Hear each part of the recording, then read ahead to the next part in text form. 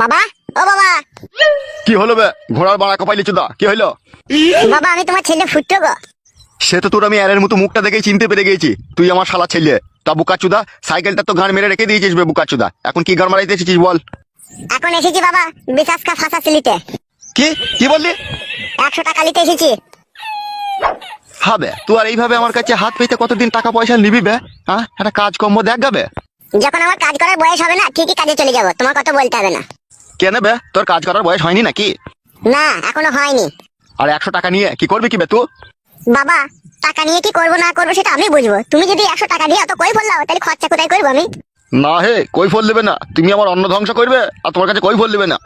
100 টাকাটা দিবে তো দাও, ঠিক আছে? অত কথা বলো না বাড়া। আর যদি আমি তোকে টাকা না দিই তাহলে কি করবি তুই? তোমার এই সাইকেলের ঘাড় মেরে দেবো, অন্য জনকে বিক্রি করে দেবো, তখন বুঝবে। লেবে বোকাচোদা, ধর।